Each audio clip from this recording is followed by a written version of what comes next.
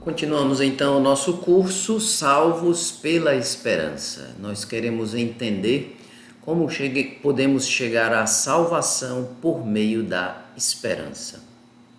A gente terminou a primeira parte conversando e dizendo que não se trata simplesmente de olhar para um futuro longínquo, mas que a esperança, bem como a fé cristã, não é só a informação, é o que diz o Papa Bento XVI, a informação de que no final da vida eu vou receber uma recompensa, uma herança. Na verdade, mais do que informar, Deus dá forma. A nossa fé, ela é performativa, é o que diz o Papa nessa encíclica. Ou seja, ela já aqui e agora dá forma à nossa vida. Não diz respeito somente ao nosso futuro, mas muda o presente. Aí olha aqui o que é que ele diz, né? Os cristãos sabem, em termos gerais, que a sua vida não acaba no vazio. Somente quando o futuro é certo, como realidade positiva, é que se torna vivível também o presente. Entende? É se eu tenho a certeza dessa herança que o meu presente já começa a adquirir todo um sentido. Falávamos ontem de Santa Baquita. Por que ela conseguiu passar por tantas provações? Porque sabia que agora tinha um Deus que a amava já agora no presente, que reconciliou-a também com o seu passado. A mensagem cristã não era somente informativa, mas performativa. Significa isto que o Evangelho não é apenas uma comunicação de realidades que se podem saber, mas uma comunicação que gera fatos e muda a vida. Então, meus irmãos, esperar, ser uma pessoa de esperança, não é simplesmente ser uma pessoa de pensamento positivo. Às vezes a gente fica pensando que quem tem esperança é aquela pessoa que tem sempre pensamentos positivos, né? Acredita que vai dar certo. Bom, esse ser uma pessoa positiva, alegre, por exemplo, que louva constantemente a Deus, que não fica olhando só para as coisas que dão errado, mas que olha também para tudo de bom que Deus fez na sua vida. Bom, isso é uma predisposição humana muito positiva, né? Mas, para além dessa predisposição humana, a esperança é o comunicado de uma verdade, né, que preenche a minha alma. O meu Deus vive comigo e está me esperando para glorificar plenamente a minha vida. É claro que a gente precisa também esperar nas coisas desta terra. A gente também quer uma vida boa, a gente quer uma vida feliz. Mas o que é uma vida feliz? Se a gente vai aprender com Jesus, a gente aprende que uma vida feliz é uma vida redimida, salva do pecado, voltada para os outros. Uma vida cheia de amor pelos outros, não a vida de bem-estar que o mundo oferece. Se a gente para bem para refletir, naqueles momentos mais de recolhimento, de silêncio, naqueles momentos fortes às vezes, em que bate alguma doença, que a gente tem, ou que a gente perde um ente querido, e que a gente tem que refletir sobre o que há de vir de forma definitiva, aí a gente para e vê, essa vida não é suficiente. Não vale a pena perder essa vida só com as coisas transitórias. Santo Agostinho nos dizia: o meu coração está inquieto e não descansará enquanto não repousar em ti. A proposta de Jesus, então, é bem diferente de uma vida simplesmente positiva, de uma vida em que tudo dá certo. Vai dar certo. Sim, esperemos que dê certo, mas o vai dar certo de Deus é muito além dos bons êxitos humanos. É por isso que a esperança é redenção, é a própria presença de Deus no meio de nós, no aqui e agora da nossa vida.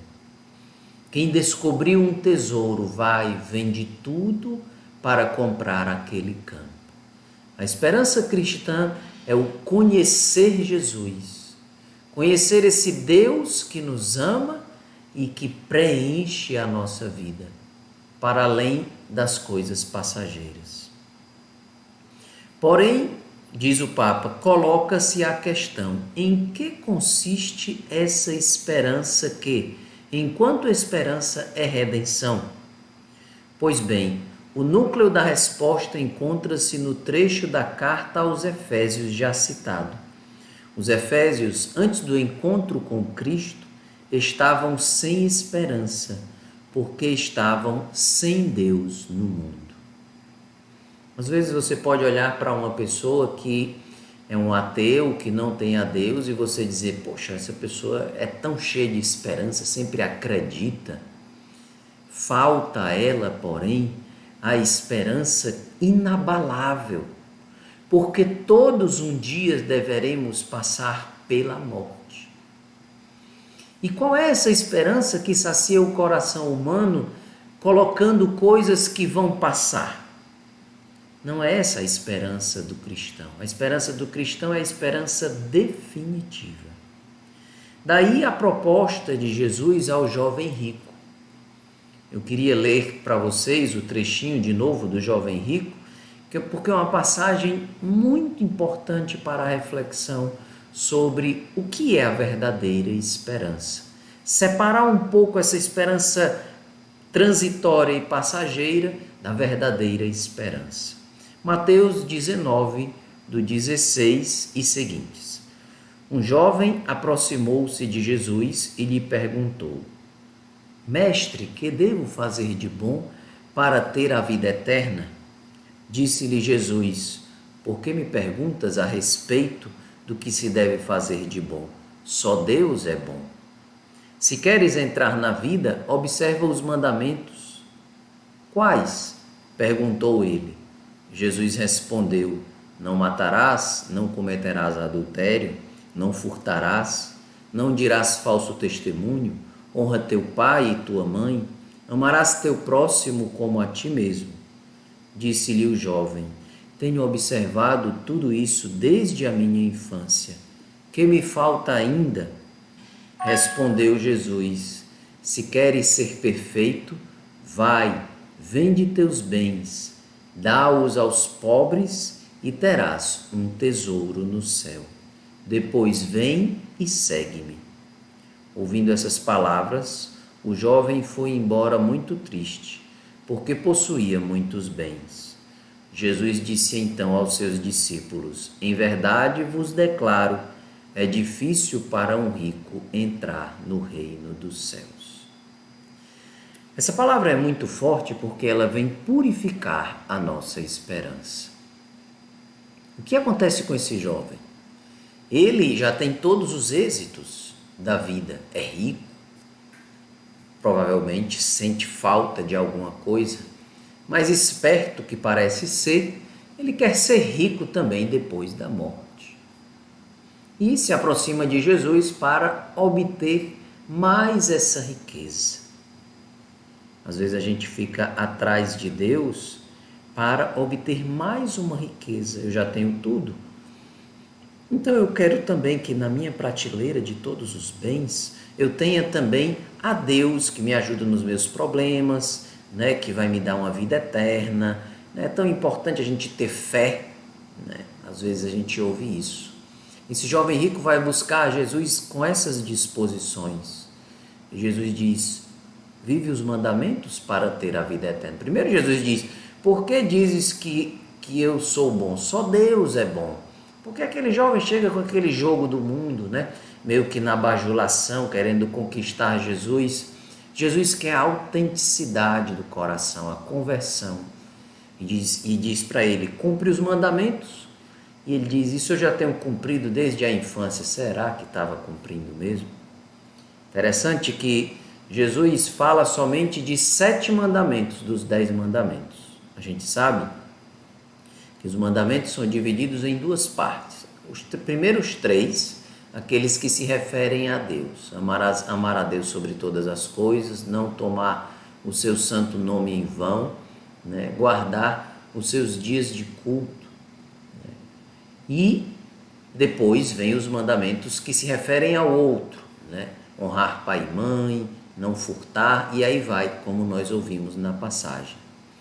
Jesus não cita os 3 primeiros mandamentos para o jovem rico, porque senão ele diria: não, eu tenho feito tudo isso, eu tenho amado a Deus sobre todas as coisas. E Jesus, ao invés de perguntar, ele coloca esse amar a Deus sobre todas as coisas como uma realidade bem concreta.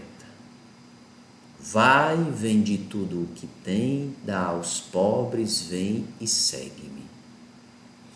Meus irmãos, aí está o preço dessa esperança eterna.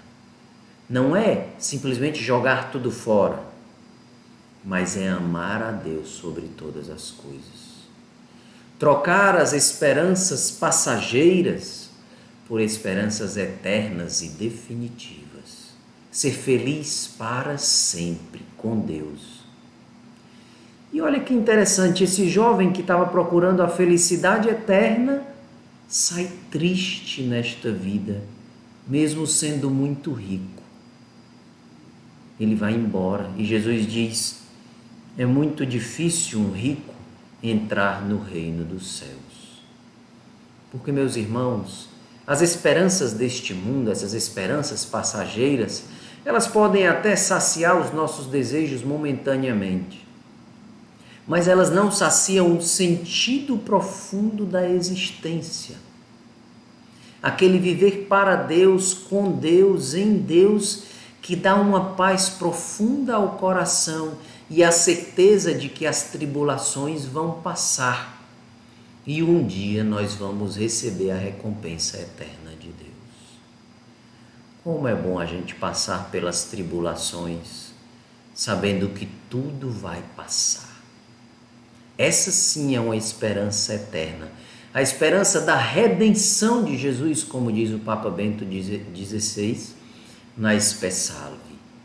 A esperança de quem sabe que tem um Deus que o ama e que vai lhe guiar pelos caminhos da redenção. Não os caminhos de uma vida totalmente fácil, simples, que não vai ter tribulação, os caminhos de um seguimento. Como foi que Jesus quis dar a esperança a esse jovem e deu a esperança aos seus discípulos? Vem e segue-me. A vida cristã, que é plena de esperança, é um seguimento a Jesus. É uma vida em que nós abraçamos a vontade de Deus com todas as vicissitudes circunstanciais da vida, com tudo o que me acontece, que Deus muito provavelmente não quis, porque Deus não quer o nosso mal, mas passou pela sua permissão. Por quê? Porque Ele sabe que do mal Ele pode tirar um bem muito maior. E assim a gente vai realmente vendo o que acontece na nossa vida, porque a gente vai passando de provação em provação e vai crescendo e vai amadurecendo e a fé vai se tornando mais forte. E é interessante, o cristão não se deixa abater, não se deixa abater pela força da fé que traz consigo essa esperança. Assim é que o Papa Bento cita nessa encíclica o cardeal Vantuan, um exemplo belíssimo de esperança. O cardeal Vantuan passou 13 anos preso logo depois que foi eleito bispo no Vietnã. No começo, já desde o começo, o seu maior sofrimento era ter deixado o seu povo sem pastor. Então, já desde o começo, ele escrevia, mesmo estando preso, para o seu povo.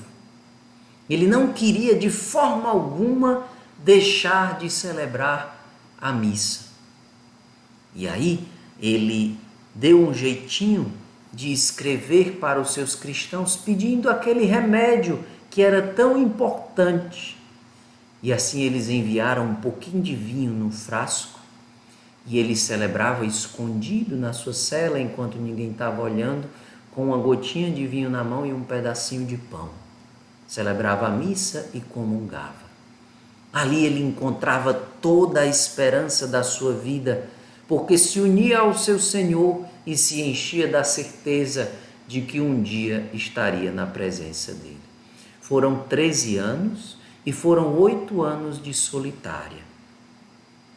A solitária era tão úmida e tão fechada que ele tinha que colocar a sua boca e o seu nariz o dia todo em um buraco que tinha para poder respirar, porque não conseguia respirar ali dentro.